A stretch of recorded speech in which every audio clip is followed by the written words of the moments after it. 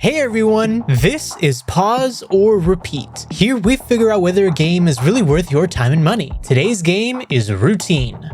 Routine is a survival horror set in space at a lunar base. If you're familiar with the survival horror genre, you'll be familiar with this one. What really is going to set it apart from the others is the atmosphere. You wake up and piece together that a routine perimeter check of the lunar base turned into anything but routine. The security system has been activated mysteriously, and security robots are now chasing you down. However, something eerie is clearly at play, but whether you'll survive and unravel the mystery is another thing. But now the question still stands. Pause or repeat?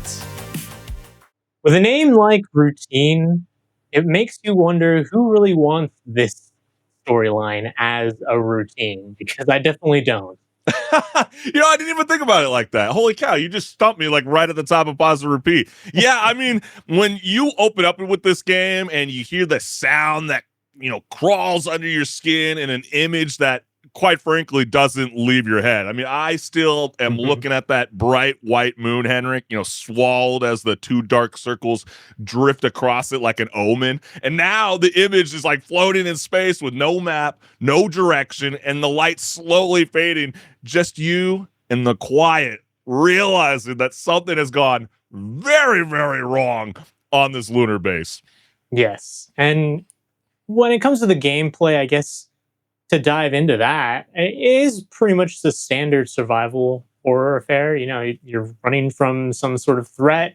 There's just a heavy tension in the air the whole time, and you have barely any way to defend yourself. You really just have to hide and do some puzzles and find the way forward. And that's really the gameplay loop right there as you delve more into figuring out what the story is and what actually happened on this lunar base.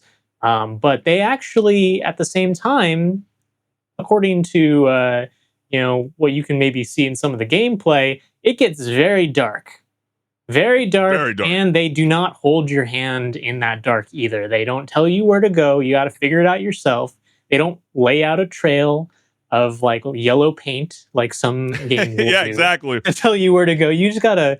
I think they heard from a lot of the millennial gamers bitching and complaining that we've had too much yellow paint in our lives. And Yeah. So, they figured that, ditch the UI and, drop you into, like a silent lunar base where, curiosity quickly mutates into survival. I mean, like you said, there's no waypoints, there's no hand holding, just you, the dark, and the creeping feeling that something absolutely knows you're there. And so, Henrik, did that figure it out yourself approach pull you in immediately or just make you nervous?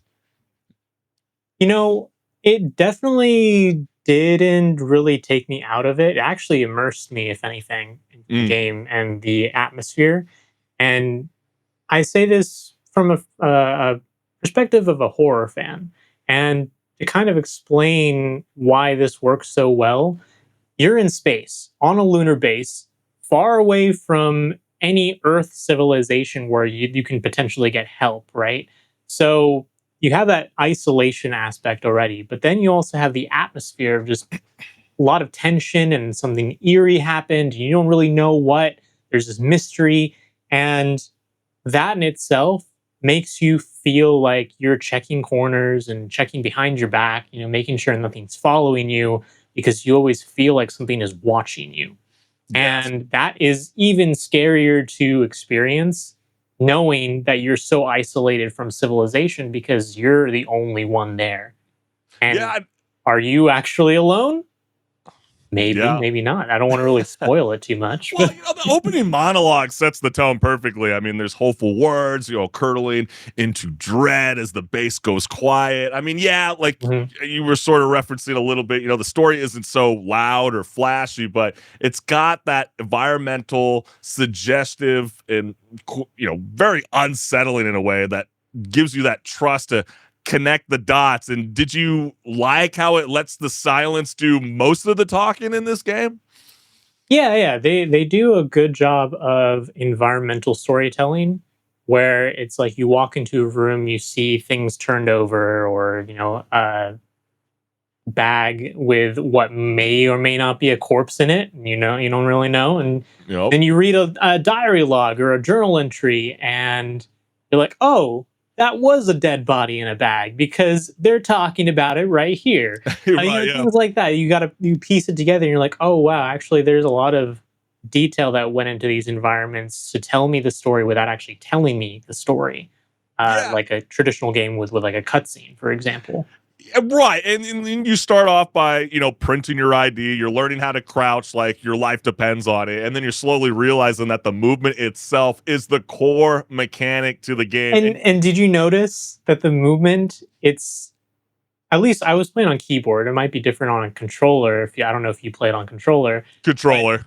to like get lower, it's such a like I can normally be okay with key combinations, but it's such a weird key combination to get down. It's like, Oh, okay, I gotta interesting. commit to doing this. Like, if I'm gonna get on the ground to look at something underneath something, Yeah, I yeah, gotta yeah. commit to doing that. And actually, it helps with the tension in the atmosphere because when you have to do that, it's like, oh crap, like maybe something's gonna sneak up on me, and I'm in a compromised position here where I can't easily get out of it just because Ah. physically my hands are spread out on the keyboard. See, that's interesting. I want to know with gamers that are watching this right now on pause and repeat, did you have that similar experience? If you were a PC gamer, was it a little bit difficult? If you were on a console, I didn't quite have that as much, but I believe you. That is a real thing. That is definitely a real thing in video games. And then they also, hand you a tool called the cat that, turns exploration into a detective work. I mean, but it's cool though. I mean, you get to, track footprints,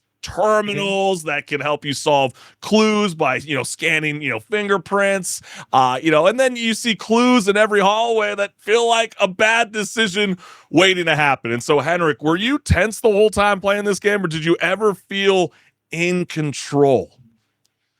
I would say actually looking at the experience that I had, I felt tense for maybe the first 30 minutes. Then in the first half of the game, after that 30 minutes period of time, I got really comfortable. I was like, okay, actually, I know the layout of this area. I'm just gonna run around. I'm gonna dodge the enemies, and that's gonna be fine. But then they threw me for a loop with the second half of the game, Yeah. where it completely changes that formula, and I was no longer comfortable because Yeah, now I have to be on edge again. Yeah, Henrik, in that second half, I can't believe I'm ever going to say this, but I'm going to on Rage Quit Video Game Talk Show. I never thought that I'd ever be scared shitless of an ass crack in my entire life. I mean, if you know, you know. When you play the game, you'll know if you know. I mean, that was quite an experience to jump and go, oh my, was not expecting that. But yeah, you got these neon greens, emergency reds, and that blue space architecture that makes the lunar base feel cold, abandoned, and hostile at the same time. And then you come across like a demented robot that is nightmare inducing, especially when your first encounter is, like you said, Henrik, you got to hide under a desk, staring at its legs. You have no idea what the thing even looks like in the beginning. And then all of a sudden the camera just loves to remind you how small you are. And so with that in mind, it was actually really funny too. The first time I came across it, I was walking down a hallway and I was opening a shutter, and I heard something behind me. I was like, it sounds like the elevator's coming up right now. Like I didn't touch any button for the elevator.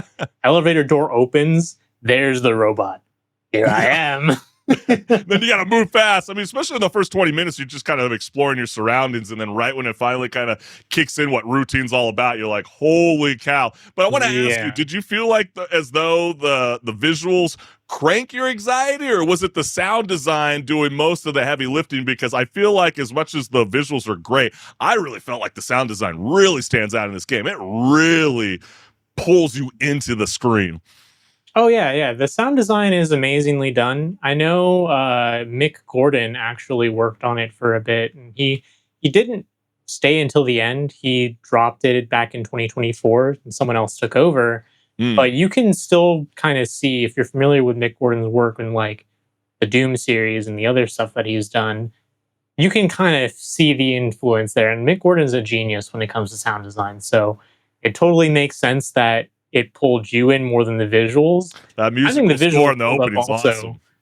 Oh yeah. The visuals hold up also though, in terms of like, oh, absolutely, making you feel uneasy because you're getting that film grain and that like Yeah. retro late 80s, early 90s aesthetic to your vision.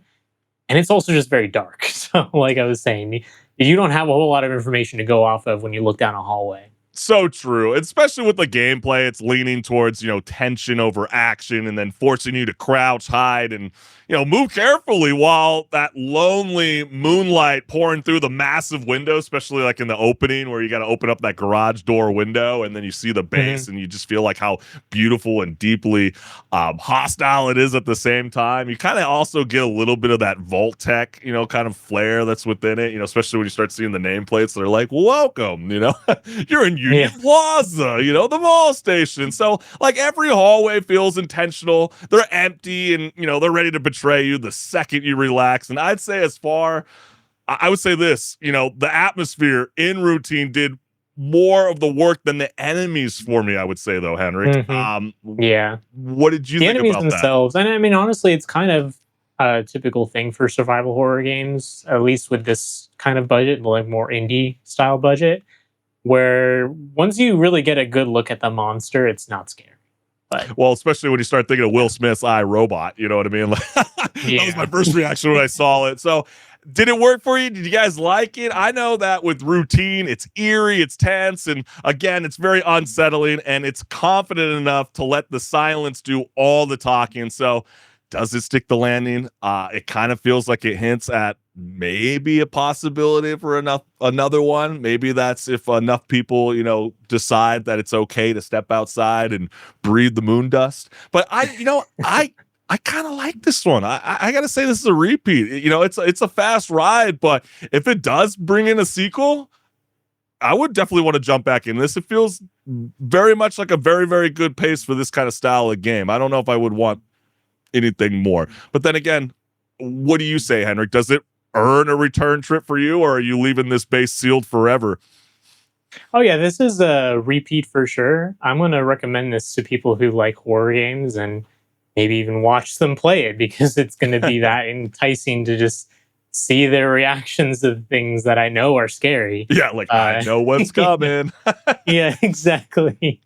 Yeah, it's a repeat as well. So you heard it from us. And so tell us, gamers, are you replaying this nightmare? And would you willingly go back to the moon knowing what's waiting? Let us know what's good.